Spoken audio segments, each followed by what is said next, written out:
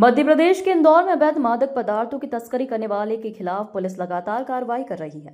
इसी कड़ी में क्राइम ब्रांच ने अवैध मादक पदार्थों की तस्करी करने वाले 2 बदमाशों को गिरफ्तार कर हजारों रुपयों की ब्राउन शुगर बरामद की है। आपको बता दें, पूरा मामला इंदौर का है, जहां क्राइम ब्रांच को मुखबिर द्वारा सूचना दी गई थी कि शिवाजी पार्क के सामने 2 बदमाश ब्राउन शुगर बेच रहे हैं, जिस पर से पुलिस ने दबिश दी और बाइक सवार 2 बदमाशों को पकड़ा, जिन्होंने अपने नाम अमन और शुभम बताए। उनकी तलाशी लेने पर उनके पास से 15 ग्राम ब्राउन शुगर बरामद की। इस मामले में डीसीपी क्राइम ब्रांच ने बताया कि मुखबिर की सूचना पर 2 बदमाश को पकड़ा है। शुभम के खिलाफ विभिन्न थानों में आधा दर्जन से अधिक मुकदमे दर्ज है। पुलिस अभी दोनों आरोपियों से पूछताछ करने में जुटी हुई है। आपको जानकारी में होगा कि कमिश्नर सर लगातार अवैध ड्रग्स के खिलाफ युद्ध स्तर पर कार्रवाई करने के लिए क्राइम ब्रांच को निर्देशित करते रहते हैं।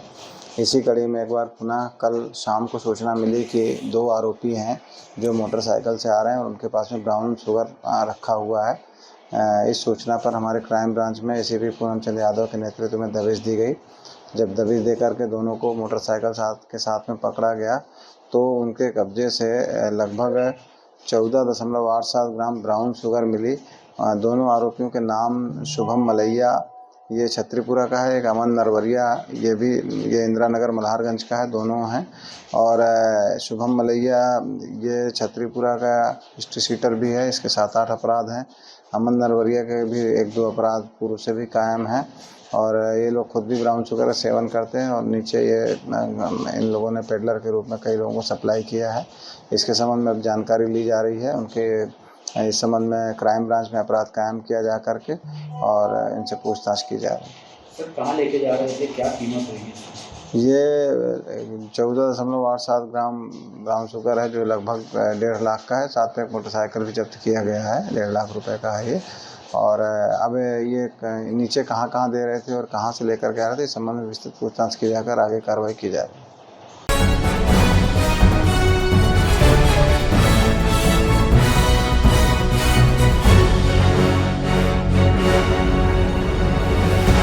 अयोध्या जिले के मिल्कीपुर तहसील क्षेत्र अंतर्गत थाना खंडासा क्षेत्र के सतनापुर गांव में रोड के किनारे बेशकीमती जमीन पर 3 वर्षों से दबंगों का अवैध कब्जा बरकरार बना हुआ है।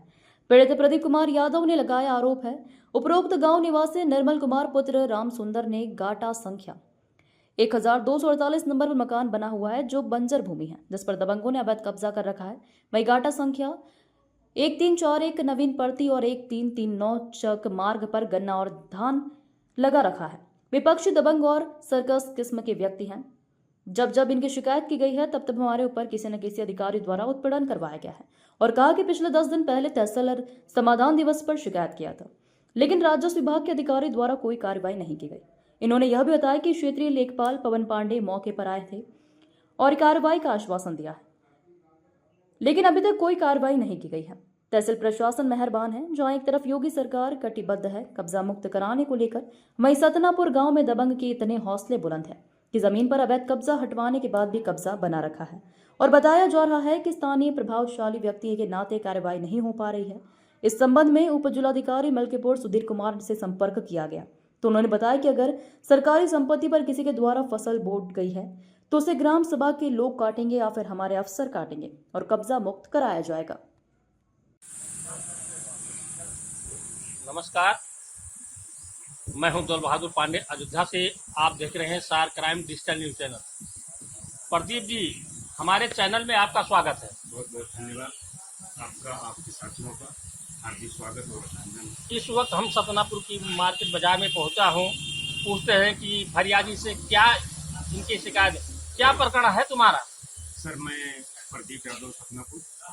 प्रकरण ये है कि 1248 एक बंजर घाटा बेचा है और 1339 एक चक्रोड है और 1341 एक नवीन पत्ती है। इस पर निर्मल सनात राम सुंदर सतनापुर ही निवासी है, इसको कब्जा कर रखा है कई सालों से। अवैध निर्माण भी कर लिया है 1248 पे और 1339 नवीन पर्ती और चकमार्ग 41 पे। उस पर उन्होंने गन्ना और धान 3 साल पहले भी इसकी शिकायत किया। थाना एसओ खंडासा, लेखपाल पवन पांडे और कानून को महेंद्र प्रताप सिंह नाप करके उसे छुड़वा दिया गया था, लेकिन 7 दिन के बाद में उसने फिर से तार से बैरिकेडिंग कर दिया। और बोलता है इसे कोई खाली नहीं करवा पाएगा, ये जबरदस्ती। अच्छा ये बताइए कितने दिन से आप लगातार दौड़ रहे हैं इस शिकायत करके जो है? 3 साल का। 3 साल। क्या उस समय कानून को या लेखपाल के द्वारा नाप करवाई गई थी? क्या खाली कराने के लिए क्या कहा गया? हाँ आए थे, पूरा स्टाफ आया था, राजेश टीम थी, थाना थे और ये ग्राम प्रधान, 100-150 आदमी गांव की जनता थी। सबके सामने वहाँ नाप हुई। नाप होने के बाद उनको बताया गया कि इसमें अब आपका कुछ नहीं, आपका इसके बगल वाला रखवा है। किस गाटा संख्या में उनका रिहायशी मकान बना हुआ है? 1248। 1248 में। आज तक वो काबिज बरकरार है? हाँ काबिज। कार्यवाही नहीं हुई तहसील से? नहीं हुई। नहीं। क्या दोबारा आपने पुनः फिर शिकायत किया तहसील दिवस में? हाँ अभी मैं 2 हफ्ता पहले वो अगले शनिवार को तहसील दिवस था, तो मैं गया था यहीं मिल्कीपुर में दिया, फिर से पुनः एप्लीकेशन दिया। क्या आश्वासन मिला है आपको? आश्वासन मिला। पवन पांडे जी आए थे, 1339 और 41 का डाटा संख्या नापा, बोला हाँ ये तो अवैध है। जो उनकी रिहायशी मकान बना है उसको भी बोला इनका ये भी अवैध है, लेकिन इसको देखने की बात कही। हाँ, और क्या मांग करना चाहते हैं आप शासन प्रशासन से? क्या कार्रवाई चाहते हैं? मैं शासन प्रशासन से यही कार्रवाई चाहता हूँ कि जो ये सरकारी जमीन है इसको खाली करा दें। खाली जो गांव में और भी व्यक्ति हैं जिनके 5-5 बधू आती है, उनके पास चढ़ना लेने करीब किस्म के लोग हैं, या कोई सरकारी संस्था हमारी सरकार बनवाना चाहती है, तो उस पर कौन कौन सी गाटा संख्या पर अतिक्रमण उनका है, जिस पर आप बता रहे हैं कि धान और गन्ना भी? 1339 एक चक्रोट गाटा संख्या है और एक 1341 है, वो नवीन पड़ती है 93 और एक है 1248 और 10 लीटर का डाटा है, उस पर इन्होंने कम से कम नहीं तो 100 कुछ ईयर कब्जा कर मौके वर्तमान पर कब्जा है। हाँ वर्तमान में कब्जा है। अभी भी मिट्टी भी गिरवा रहे हैं और न्यू भी फदवा की और भी बढ़ रहे हैं, और भी कब्जा करने की जी कोशिश कर रहे हैं। चलिए धन्यवाद।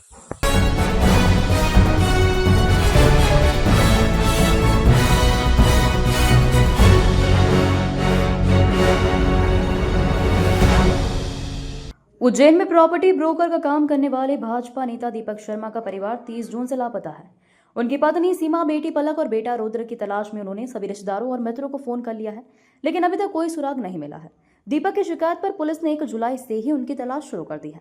दीपक शर्मा ने पुलिस को बताया कि वह सोमवार सुबह 8:30 बजे अपने काम से घर से निकले थे और दोपहर में लौटे तो देखा कि घर पर ताला लगा था। पड़ोसी ने बताया कि पत्नी और बच्चे किसी रिश्तेदार की मौत की बात कहकर घर से निकले थे। दीपक ने बताया कि उन्होंने शाम तक इंतजार किया और फिर पत्नी और बच्चों को कॉल किया, लेकिन उनके फोन बंद मिले। दीपक ने बताया कि घर में रखे 3.25 लाख रुपए भी गायब हैं। शायद परिवार वाले ही रुपए लेकर गए हैं। यह रकम प्रॉपर्टी डील से जुड़े थे और उन्हें किसी को पेमेंट करना था। घर में कोई पत्र या नोट भी छोड़कर नहीं गए हैं। दीपक शर्मा ने कहा कि उनकी बेटी पलक 21 वर्ष भी उनके साथ है, जो हाल ही में 12वीं क्लास में फर्स्ट डिवीजन से पास हुई थी और कालिदास कॉलेज में उसका एडमिशन कराया था। दीपक ने कहा कि वह अपनी बेटी की चिंता से परेशान है और जल्द से जल्द अपने परिवार को ढूंढना चाहते हैं। चिमनगंज पुलिस ने दीपक शर्मा की शिकायत पर तीनों की गुमशुदगी दर्ज कर जांच शुरू कर दी है। पुलिस परिवारों के सदस्यों की तलाश में जुटी हुई है और जल्द ही उन्हें ढूंढने की कोशिश कर रही है। दीपक शर्मा भाजपा के 168 नंबर सांदीपनी बूथ के अध्यक्ष हैं और उज्जैन में प्रॉपर्टी ब्रोकर का काम करते हैं। वह अपने परिवार के साथ ढांचा भवन में रहते हैं। पुलिस इस मामले में सभी पहलुओं पर जांच कर रही है और जल्द ही परिवार को ढूंढने की कोशिश कर रही है। हाँ बता दो। मेरी पत्नी मेरी पत्नी 45 साल की और मेरा बेटा 14 साल का और मेरी पुत्री, और जो है तीनों जो 5 दिन से लापता है। पता भी नहीं चल रहा, कोई सुराग नहीं, कोई रिश्तेदार के यहाँ नहीं है, सब दूर घूम आया। मैं छोटा सा परिवार है। मैं एक अनाथ हूँ। मैं एक अनाथ था, ना तो मेरी माँ थी ना कोई था। और अभी मेरा पिछले साल कैंसर में मेरा बड़ा बेटा 17 साल का 18 रनिंग में था और कैंसर की बीमारी से मरा, जिसका मैं इलाज करा के थक गया था। इसके बाद भी मैंने कुछ नहीं किया और शांतिपूर्वक अपना काम किया और मैंने अपना जीवन चलाया और मैंने यहाँ तक मेरी बच्ची को ग्रेजुएट किया। इस गरीबी में भी एक ब्राह्मण होकर ना तो मेरे पास कोई नौकरी है, सिर्फ दलाली का धंधा है मेरा। मैंने कभी जीवन में इतने साल हो गए कॉलोनी में रहते मैंने किसी के साथ कोई बेईमानी नहीं करी, हमेशा प्रेम से बात करी, ना मेरा किसी से कोई विवाद है, कुछ नहीं है। 5 दिन हो गए, आज 5 दिन बराबर हो गए। वैसे मेरे को कुछ तो मिले, कुछ तो पता चले। शासन की तरफ से तो मेरे को इतना हाथ भी नहीं रखा किसी ने, यूँ भी नहीं करा कि बच्चे मिल जाएगी या कोई बात नहीं, भागा खड़े रहे, बाहर खड़े रहे। आप किस पद पे हैं बीजेपी में और किन से शिकायत आपने? जी मैंने तो सारे नेताओं से भी गुहार लगाई सब जगह। कोई नेता दिल्ली बताता तो कोई कहाँ बताता है कि हम यहाँ हैं वहाँ हैं, और मतलब सब काम करा लेते हैं ये लोग, पार्टी वाले काम कराए। उनको ये नहीं दिखा कि 3 चुनाव जितवाए इस आदमी ने, एक तरफा जितवाए और काम भी करा। तो आज मेरे बुरे वक्त में कोई भी जनप्रतिनिधि तक नहीं खड़ा हुआ। उसको रिपोर्ट लिखाने के लिए मैंने 6 बार बोला, लेकिन वो मेरे साथ नहीं गया। जब मैंने FIR लिखा दी तब आया हो। यदि मेरे खिलाफ कोई दूसरी FIR आ जाती मेरी तो मुसीबत ही हो जाती, जबकि मैं मेरी जगह सही खड़ा हूँ। बताओ मेरी क्या गलती है? मैं तो मंदिर गया था, भगवान के चरणों में गया था, महाकाल के चरणों में गया था, वो मेरे साथ ऐसा हुआ। मैं शासन प्रशासन से सिर्फ न्याय व्यवस्था चाहता हूँ कि मेरा न्याय कर दो, मेरे बीवी बच्चों को ला दो। मैं एक बार चीख के कह रही हूँ, मेरे बीवी बच्चों को ला दो, मेरी बेटी को ला दो। मैं और कुछ नहीं चाहता हूँ। मैं बहुत दुखी हूँ, मैं अनाथ हूँ। हाँ, 4.25 लाख के आसपास केस भी था। मेरे लोगों का दलाली का धंधा है, तो वो भी गया मेरे पे।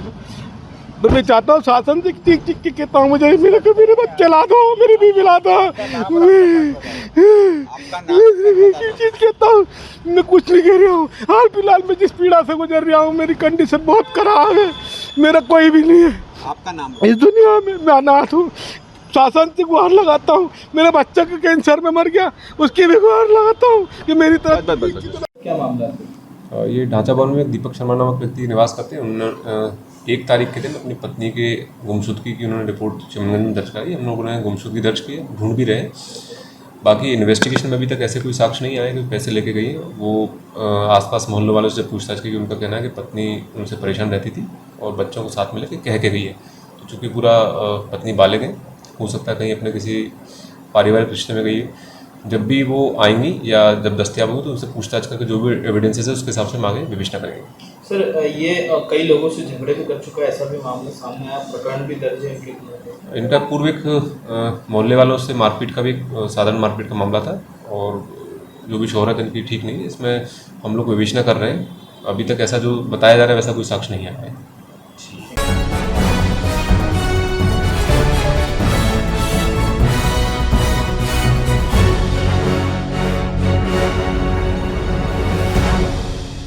रविवार सुबह ब्राह्मण समाज के पूर्व अध्यक्ष संजय शुक्ला के घर पर अज्ञात लोगों ने पत्थरबाजी की घटना को अंजाम दिया। इस हमले में उनके घर के कांच फूट गए और परिवार में डर का माहौल बन गया। घटना की जानकारी मिलते ही ब्राह्मण समाज सहित सर्व समाज और हिंदू संगठनों के लोग बड़ी संख्या में एकत्रित हुए। सभी ने शहर के अलग अलग मार्गों से होते हुए रैली निकालकर सिटी कोतवाली थाने का घेराव किया। थाने के बाहर जमकर नारेबाजी की गई और दोषियों पर कार्रवाई की मांग की गई। सर्व समाज और हिंदू संगठनों के लोगों ने थाने के बाहर बैठकर हनुमान चालीसा का पाठ किया और शांतिपूर्ण विरोध दर्ज कराया। पुलिस ने घटनास्थल और आसपास लगे CCTV कैमरे चेक किए, जिसमें 4 से 5 युवक पथराव करते हुए दिखाई दिए। उनकी पहचान करने की कार्रवाई चल रही है। सर्व समाज के साथ ही ब्राह्मण समाज ने एडिशनल SP जयवीर सिंह भदौरिया को ज्ञापन सौंपा और साफ चेतावनी दी है कि अगर संजय शुक्ला को कुछ भी होता है तो उसकी जिम्मेदारी पुलिस प्रशासन की होगी। फिलहाल पुलिस जांच में जुटी हुई है और संदिग्ध युवकों की तलाश की जा रही है। शहर में सुरक्षा बढ़ा दी गई है और स्थिति पर प्रशासन की नजर बनी हुई है।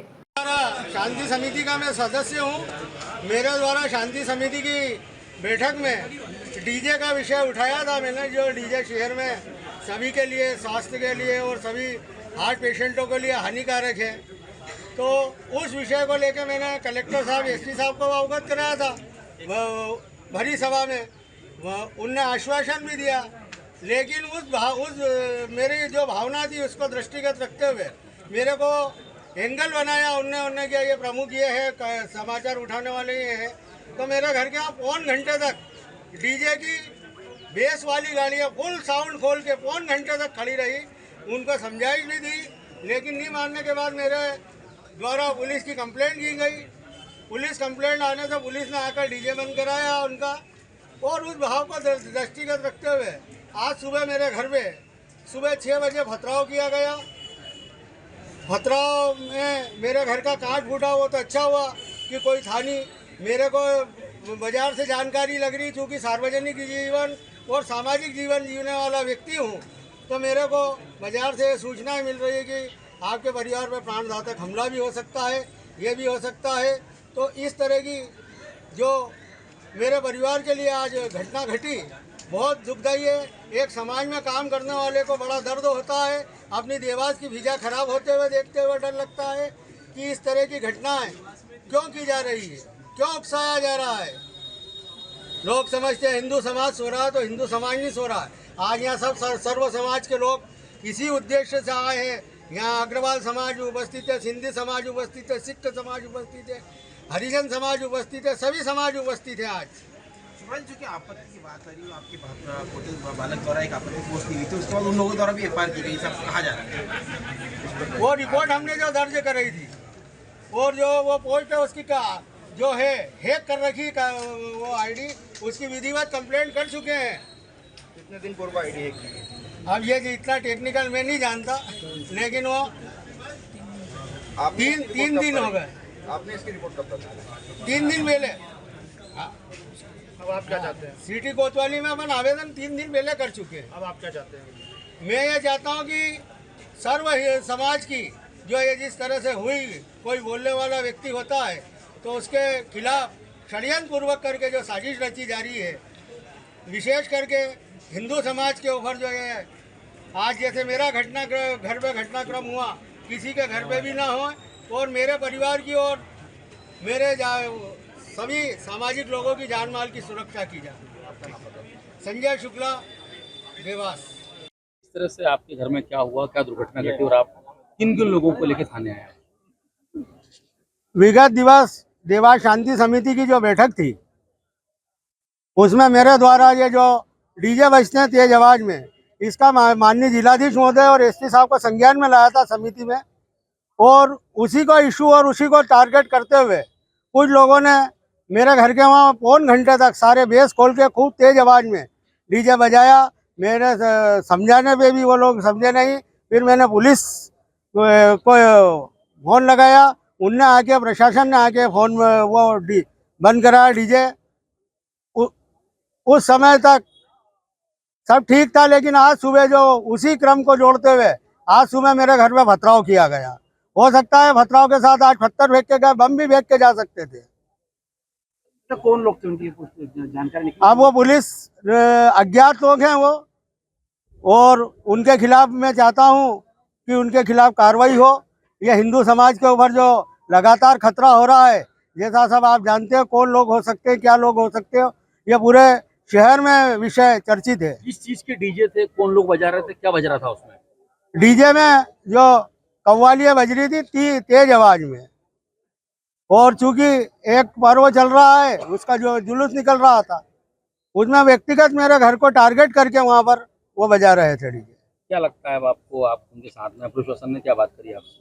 पुलिस प्रशासन से मैंने बात करी है कि इस तरह की आवाज उठाने वाले या किसी तरह से समाज में काम करने वाले हम लोग जाएंगे कहाँ। हमारे परिवार को और हमको इस बात की सुरक्षा दी जाए, और जो अपराधी हैं उनको तत्काल गिरफ्तार किया जाए। आपको किसी पर शक या कुछ ऐसा? मेरा किसी से भी कोई दुराभाव या विद्वेष नहीं है मेरा का। जो आसपास कैमरे भी लगे हुए हैं, आप सुबह नगर भ्रमण पे भी निकलते, हो सकता है आपकी जान को खतरा हो जाएगा। बिल्कुल सही है। मैं यहाँ देवास में नगर में 5-6 प्रभात फेरी निकलती है, उनका नगर का संयोजक भी हूँ। मेरी खुद की प्रभात फेरी अखंड निकल रही है।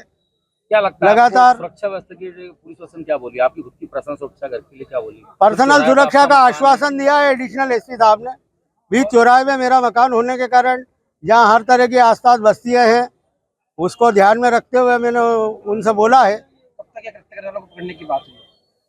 मैंने आज शाम तक का बोला, आश्वासन दिया है कि आज शाम तक हम गिरफ्तार कर लेंगे। और नहीं हुआ तो क्या कदम रहेगा? नहीं हुए तो जो भी समाज और जो भी सब समाज के आज लोग उपस्थित है, वो लोग देखा गया जैसा निर्णय लेंगे। हुए देखा गया सारे सनातनी आपके साथ हैं। हाँ जी, किस समाज से और क्यों आपका रहता है? देवास जैन समाज की ओर से आए हैं। आज जो सनातन धर्म पे हमारे जो शुक्ला जी उनके घर पे जो एक पथराव किया गया है किसी विधर्मी समाज द्वारा, आज उसका विरोध करने के लिए, सनातन धर्म की रक्षा के लिए सभी समाज के लोग यहाँ एकत्रित हुए हैं। मैं जैन समाज की ओर से इस आंदोलन में शामिल हुआ हूँ और उसका हम विरोध करते हैं कि जो यह दुर्भाग्यपूर्ण कार्रवाई हुई है इसकी हम घोर निंदा करते हैं और उचित से उचित कठोर कार्रवाई करने का एक शासन से निवेदन करते हैं कि इस प्रकार की घटना दोबारा न हो पाए। नीलेश जैन, ब्राह्मण समाज के अध्यक्ष, आपके एक पूर्व अध्यक्ष के हम सर्व समाज क्या कहना है और किन लोगों के साथ आज थाने पे आए? आज अखिल भारतीय ब्राह्मण महासंघ के हमारे पूर्व अध्यक्ष संजय शुक्ला जी के घर पर प्रातः 6 बजे कुछ विधर्मियों द्वारा पथराव किया गया। उसको हमने सभी को जानकारी में दिया और सभी समस्त हिंदू समाज आज यहाँ पर एकत्रित होकर ज्ञापन के रूप में, रैली के रूप में ज्ञापन देने के लिए यहाँ पर पहुँचा है। संजय शुक्ला जी एक सम्मानित व्यक्ति हैं और देवास शहर में उनका नाम है। तो ऐसे व्यक्ति ने शांति समिति के बैठक में डीजे को की आवाज़ को बंद करवाने या कम करवाने का की जो आवाज़ उठाई, उसका परिणाम ये हुआ कि उनके घर पर पत्थर फेंके गए। और अभी प्रातः ये घटना के बाद मेरे संज्ञान में आया है कि संजय शुक्ला जी को धमकी दी गई है कुछ लोगों के द्वारा, विधर्मियों के द्वारा। तो मैं उनको पूरे हिंदू समाज की ओर से और अखिल भारतीय ब्राह्मण महासंघ की ओर से चैलेंज देता हूं कि अगर उनमें दम हो तो संजय शुक्ला जी के घर पे आकर अब इसके बाद आकर दिखा दे, फिर देवास में क्या होता है हम बताएंगे। देखिए, आपने समय दिया पुलिस को आरोपी पकड़ने का, अगर नहीं पकड़ पाते तो अगला कदम क्या रहेगा? हमने एडिशनल एसपी साहब को शाम तक का समय दिया है और इन जो 4-5 लोग हैं आताताई, उन लोगों को अगर पुलिस ने नहीं पकड़ा, अपनी गिरफ्त में नहीं लिया, तो जो भी सकल हिंदू समाज जो भी निर्णय लेगा उस पर हम आगे चलकर कार्य करेंगे। और फिर देवास में क्या होगा ये प्रशासन की जिम्मेदारी रहेगी। किस समाज से आप थाने पे आए और क्या मामला था पूरा? आज हमारे हिंदू समाज जो ब्राह्मण समाज है, हमारे अंकल आदरणीय संजय शुक्ला जी के घर पे पथराव हुआ सुबह सुबह, और कहीं ना कहीं कुछ गैर समाज के लोगों द्वारा ये हमला किया गया। बस उसी के लिए पूरा हिंदू समाज यहाँ पे इकट्ठा हुआ, एकता का संदेश देते हुए सारे हिंदू समाज इकट्ठे हुए। हिंदू समाज में कौन कौन से वर्ग के लोग थे? यहाँ पर लगभग सभी समाज के वर्ग थे, सभी वर्ग के जो आते समाज के, अपने जैन समाज, दर्जी समाज, दरबार समाज, हर समाज का वर्ग पूरा उपस्थित था। सनातनी समाज द्वारा यह विरोध किया गया। ये एक बहुत निंदनीय घटना है। हम सब इसका पुरजोर विरोध करते हैं और मैं शासन प्रशासन से निवेदन करना चाहता हूं कि इसकी सही जांच की जाए और दोषियों को सजा दी जाए। आपका नाम? शुभम चौहान, भारतीय जनता पार्टी।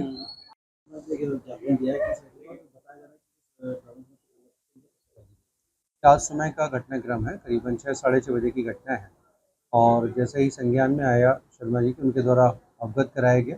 तत्काल ही पुलिस टीमें लगा दी गई हैं, प्रकरण पंजीबद्ध किया जा रहा है, शीघ्र ही आइडेंटिफाइड करके गिरफ्तार किया जाएगा और वैधानिक कार्रवाई सुनिश्चित की जाएगी।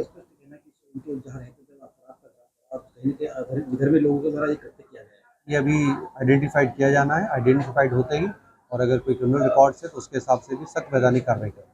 कहाँ तक पहुँची? पुलिस लगातार इसमें कार्य कर रही है। शांति समिति में डीजे को लेकर प्रतिबंध लगाया गया है, लेकिन इसका पालन नहीं हो पा रहा है। डीजे पे लगातार कार्रवाई हो रही है।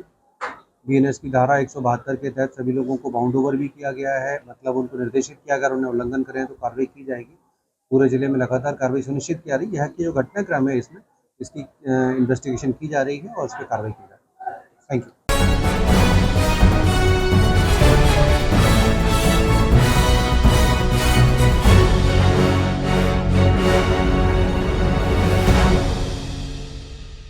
इंदौर के समाजवाद नगर इलाके में कंप्यूटर ऑपरेटर द्वारा फांसी लगाकर आत्महत्या कर ली गई।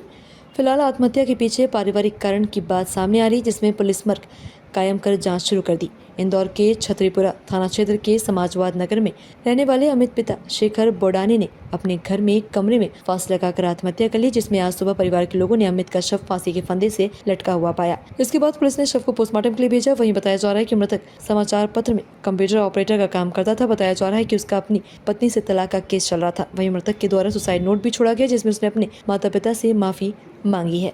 त्रिपुरा में एक अमित नाम के व्यक्ति के द्वारा सुसाइड की घटना सामने आई है और वो समाजवाद नगर में रहने वाला है और उसका एक सुसाइड नोट भी मिला है। लगभग सुबह 5:30 बजे घर वालों ने जब देखा तो वो फांसी पर लटका हुआ था, उसने सुसाइड कर लिया है। इसका ये भी प्रारंभिक पूछताछ में आया है कि इसका जो अपनी पत्नी से तलाक का केस भी कोर्ट में चल रहा है और उसके अलावा एक सुसाइड नोट भी मिला है, जिसपे उसके द्वारा किसी पर भी अपने जो आत्महत्या का कोई आरोप नहीं लगाया गया है। फिलहाल इसमें मर्ग कायम कर लिया गया है और जांच की जा रही है। जांच में आए हुए तथ्यों के आधार पर वैधानिक कार्रवाई की जाएगी। और ये सुसाइड नोट भी मिला है था। हाँ, उसमें यही लिखा है कि मैं शिक्षा से मतलब कर रहा हूँ, इसमें तो आपके लिए लिखा है, आपने सोचा था कि ऐसा जीवन नहीं दे पाया, आपको ये आगे जाना है, चीज लिखी, मतलब कोई ऐसा चीज नहीं लिखी के बड़े होते हैं।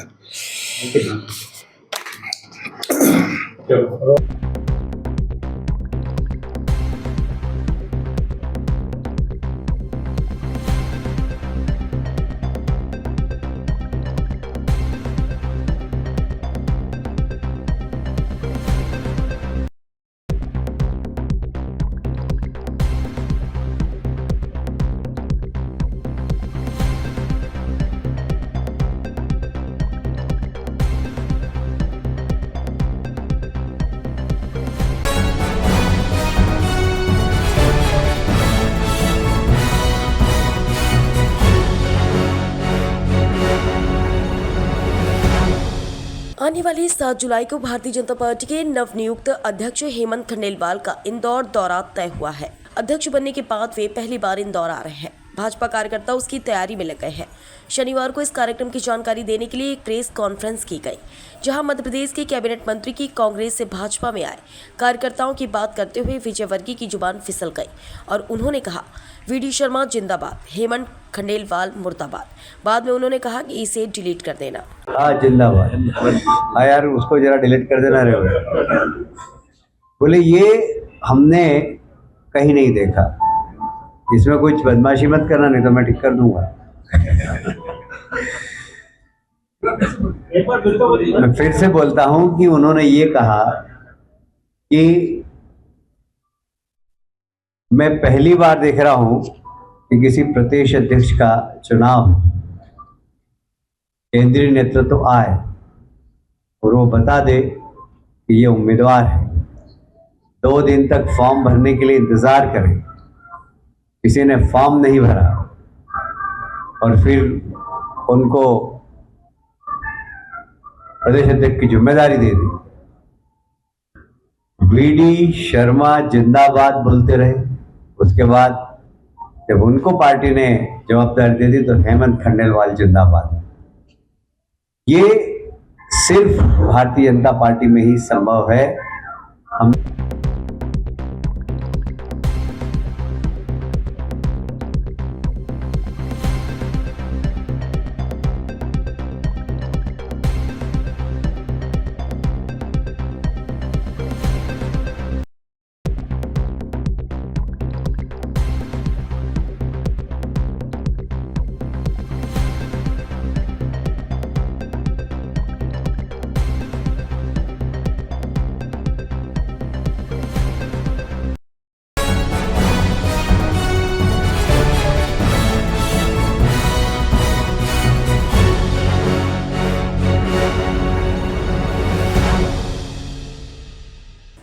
BAMS डॉक्टरों ने किया एलोपैथिक इलाज, स्टिंग ऑपरेशन में हुआ खुलासा।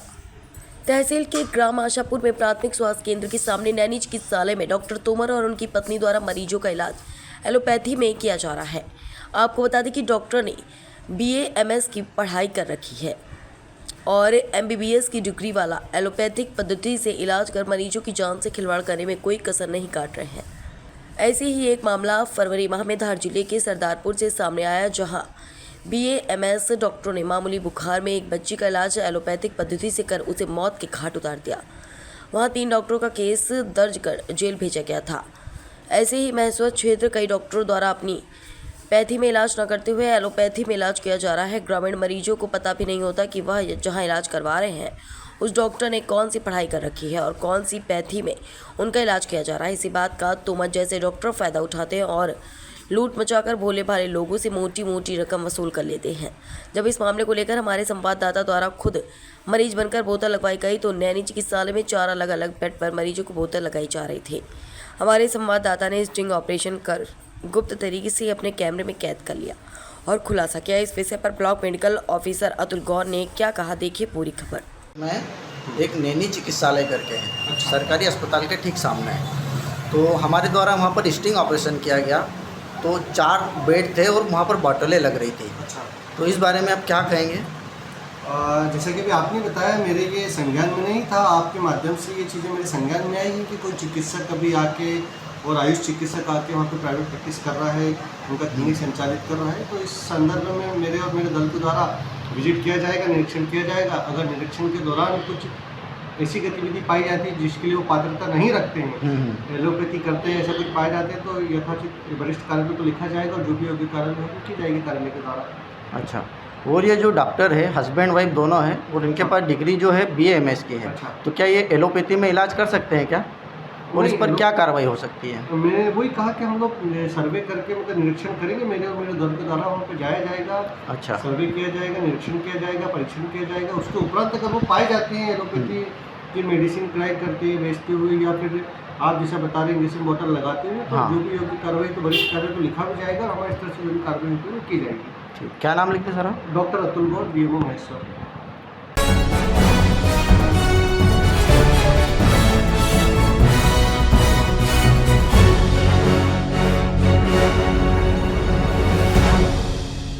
मध्य प्रदेश के मंडलेश्वर से मंडलेश्वर पुलिस और समाज सेवियों ने 3000 किलोमीटर दूर बिछड़ी महिला और परिजनों से मिला एक दिल छू लेने वाली कहानी।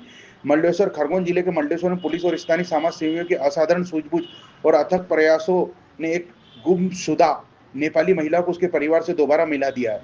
सोनी का पति खगेंद्र विश्वकर्मा निवासी ग्राम बाहुनडागी, जिला झापा, नेपाल, जो फरवरी 2025 से लापता थी, उन्हें अपने घर से करीब 3000 किलोमीटर दूर मंडलेश्वर के श्रीनगर में पाया गया।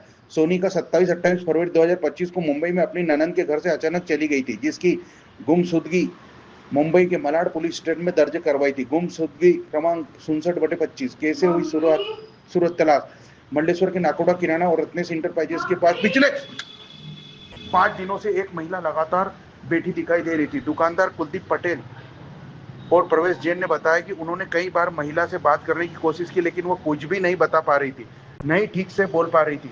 मानवीयता दिखाते हुए प्रवेश जैन और अन्य लोगों ने उसे खाना और कपड़े दिए और धीरे धीरे उसका विश्वास जीता। जब उससे लिखकर बताने को कहा गया तो उसने कागज पर नाम, पति का नाम खगेंद्र विश्वकर्मा, बच्चों का नाम और नेपाल का पता ग्राम बाहुनडागी, जिला झापा लिखा। नेपाल कनेक्शन बना मददगार। यह जानकारी मिलने के बाद प्रवेश जैन ने श्रीनगर कॉलोनी में रहने वाले नेपाल मूल के व्यक्ति नवराज अधिकारी और उनके साथी कपिल अधिकारी से मदद मांगी। नवराज के पास नेपाल के कई व्हाट्सएप ग्रुप और सोशल मीडिया से जुड़े होने के फायदा उठाएगा। नवराज ने तुरंत महिला की तस्वीरें इन ग्रुप्स और फेसबुक पर साझा की। 3 दिन में घर पहुंची खबर। सोशल मीडिया पर तस्वीरों के वायरल होने के मात्र 3 दिनों में भीतर महिला के परिजनों, उनकी ननद रीना और उनके पति विश्वकर्मा जो बेंगलुरु में रहते, ये खबर पहुंच गई। खुशी से भरकर वे तुरंत बेंगलुरु से इंदौर के लिए फ्लाइट लेकर मंडलेश्वर थाना पहुंचे। पुलिस और समाज सेवियों का अभूतपूर्व सहयोग। रत्नेश इंटरप्राइजेस के प्रोप्राइटर कुलदीप पटेल ने बताया कि उन्होंने प्रवेश जैन ने मिलकर लगातार 4-5 दिनों तक महिला और उसके परिजनों से मिलने की कोशिश की और आज उनकी यह कोशिश सफल हो गई। थाना प्रभारी दीपक यादव ने भी इस कार्य में अत्यधिक सहयोग दिया। उन्होंने नेपाल पुलिस से संपर्क स्थापित किया और परिजनों तक पहुंचाने में महत्वपूर्ण निभाई। खुशी के आंसू और अटूट आभार। जब परिजन मंडलेश्वर थाना पहुंचे और सोनिका को देखा तो उनकी आंखों में खुशी के आंसू आ गए। महिला की ननद रीना ने बताया कि यह मेरी बहन के पास मुंबई काम के लिए आई थी और एक दिन बिना बताए लापता हो गई थी। हमने तो उम्मीद छोड़ ही दी थी कि वह अब मिल पाएगी। उन्होंने हाथ में मिठाई का पैकेट लेकर थाना प्रभारी दीपक यादव को मिठाई खिलाई और उनका दिल आभार व्यक्त किया और उनके चेहरे पर छाई खुशी देखते ही बनती थी। मंडलेश्वर में जाते समय श्रीनगर कॉलोनी के नवराज अधिकारी ने सोनिका को 500 रुपए दिए। शुरू में सोनिका के पैसे लेने से मना किया, लेकिन नवराज को समझाने पर यह काम आएंगे। उन्होंने पैसे रख लिए और सभी का धन्यवाद दिया। सोनिका अपनी ननद और उसके पति के साथ ऑटो में बैठकर इंदौर के लिए रवाना हो गई। वह इंदौर से फ्लाइट से अपनी ननद के साथ बेंगलोर जाएगी। इसके बाद नेपाल अपने घर पहुंचेगी। ये जो महिला थी नेपाल की रहने वाली और आप भी नेपाल के हैं, तो किस तरह से आप लोगों ने उनकी मदद करी और वो लोग जो है नेपाल से आज लेने पहुंचे थे? तो सर उन्हें तो बोल नहीं सकते थे, उन्होंने लिखने में मतलब थोड़ा सही अपने जहाँ जगह जो बस रहते थे वहाँ का बराबर सही दिए। और उसके बाद जो मेरे भांजे है बिकन गाँव में, उन्होंने वो आगे बढ़ाया उसके कार्रवाई। उन्होंने पूरे मतलब उनके दोस्त वगैरह जो काठमांडू झापुआ मतलब उन्होंने पूरी तलाश करी वहाँ पे। तो खास तो मतलब भांजे के कारण से ये जल्दी संपर्क में हो गए। भांजा क्या करता है? भांजा भी यही मतलब फास्ट फूड की दुकान है बिकन गाँव, एक खरगोन के पास। पर उनका और एक दन ज़्यादा रहा कि मतलब उनने पूरी तलाशी करने में मतलब उनका मदद और अच्छा रहा, आगे उन्होंने अच्छी कार्रवाई करी। 3 दिन में निष्कर्ष निकाल के कैसे पता लगा आपको कि ये नेपाल की महिला होगी? आपने जो बातचीत करी उससे आपको लगाया? जो ये महिला ने जो लिखे हुए जो शब्द थे वो मतलब आगे पहुंचाने में, मतलब जो गांव का मतलब नदी का मतलब उनका खुद का पर्सनल नाम लिखने में मतलब बराबर बेटी है, मतलब वो उस आधार में मतलब मन से मतलब ये बेंगलोर में कोई बम्बई में मतलब काम करते हुए मतलब वही मिल गए थे। तो अभी वो लोग आए और महिला को लेकर के गए और आप लोगों की बातचीत हुई, क्या कहा उन्होंने आपसे? किस तरह की खुशी जाहिर की उन्होंने? सब खुश होते मिल के, पूरी खुशी से आए। सबका योगदान रहा यहाँ पे मंडलेश्वर में, तो सभी का योगदान रहा हमारे भैया। कैसे आपको मतलब कहाँ देखने को मिली थी, कहाँ से क्या हुआ, पूरी जानकारी थोड़ा सा? 3 दिन से हमारी दुकान पे बैठे थे, फिर इनसे पूछा तो उनने कुछ बताया नहीं, जवाब नहीं दे रहे थे, बोल नहीं पा रहे थे। फिर इनसे हमने कागज़ पे लिखवाया, फिर इनने बताया हम नेपाल के है, उनका पता बताया उनने, और उनके वही मतलब उनके हस्बैंड का नाम बताया, बच्चों का नाम बताया। फिर हमने थाने पे आके टीआई साहब को बताया, फिर टीआई साहब का भी बहुत बड़ा योगदान रहा। उन्होंने आगे संपर्क करा, नवराज भाई ने भी आगे संपर्क करा। इससे 3 दिन में पूरा निष्कर्ष निकल गया और आज वो सकुशल उनके परिवार के साथ चले गए। कितने दिन से लापता थी परिजनों ने बताया? ये फरवरी से लापता थी, आज 5 महीने पूरे हुए। 5 महीने के बाद आज इनका नया घर वापस बसेगा। ठीक है, क्या नाम लिखते हैं आप? प्रवेश जैन, नाकोड़ा किराना, श्रीनगर। ये आपकी क्या लगती हैं? मैं इनका अच्छा, नहीं मालूम है तो उनके बारे में। अभी आप लोगों को जब सूचना मिली थाने से, यहाँ से मिली, तो आप लोग कब घर से निकले लेने के लिए? कैसे कल रात को ही मालूम पड़ा था। मैं जैसे ड्यूटी से आया तो उसने मुझे बताया। अच्छा। तो रात को टिकट बना के सुबह हम निकल गए 3-4 बजे। अच्छा, 3-4 बजे निकल के फिर इधर आए, अभी वहाँ से फिर इधर मिल के अभी लेके खाना ले लो। अभी हम लोग जा सकते हैं? आप ये आपकी क्या लगती है? माताराम भाभी है मेरी। भाभी है। कब से मतलब घर से लापता थे? फरवरी 27-28। अच्छा, तो क्या वहाँ पे कंप्लेन वगैरह किया था आप लोगों ने? गुमशुदगी दर्ज था मल्लाड किया था, मुंबई में किया था। अच्छा, वहाँ पे कंप्लेन दर्ज है इनका गुमशुदगी का। तो तब से आप लोग उस तलाश रहे थे या? जी हम लोग रिपोर्ट में भी किया था, वो क्या बोलते हैं, हम लोग फेसबुक में भी ऐसा डाला था, सोशल मीडिया पे। सोशल मीडिया पे डाला था, पर फिर भी आज मिला, आज खुशी लग रहा है आप लोग को सबको। Thank you so much. तो कहाँ के रहने वाले हैं आप? हम लोग नेपाल से। नेपाल से। तो अभी आपको सूचना कैसे मिली कि आपकी जो भाभी है वो खरगोन जिले के महेश्वर के पास मंडलेश्वर में है? इसकी सूचना कैसे मिली?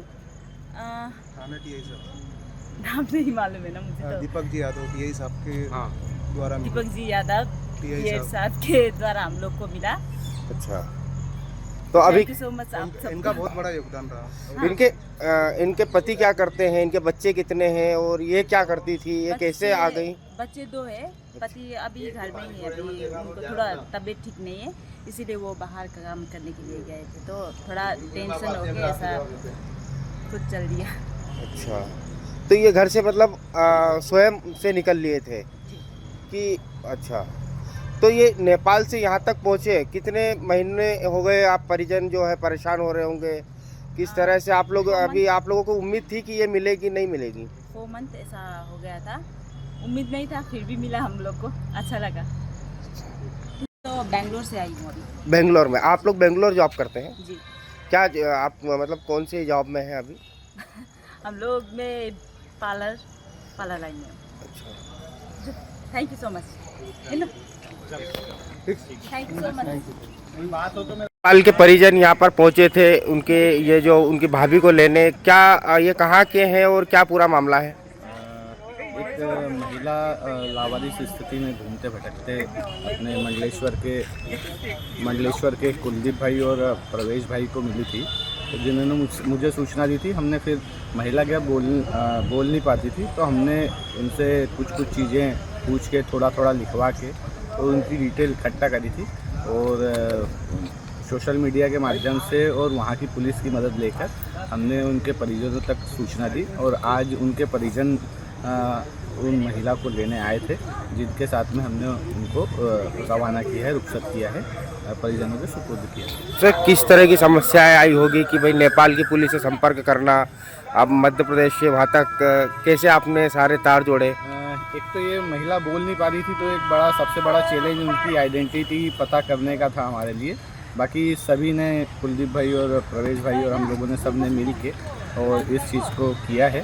और हम सोशल मीडिया के माध्यम से और कुछ नेपाली ग्रुपों के माध्यम से इनके परिजनों तक पहुँचे और पुलिस का भी काफ़ी योगदान रहा इसमें। तो आज एक महिला सकुशल अपने घर वापस गई है।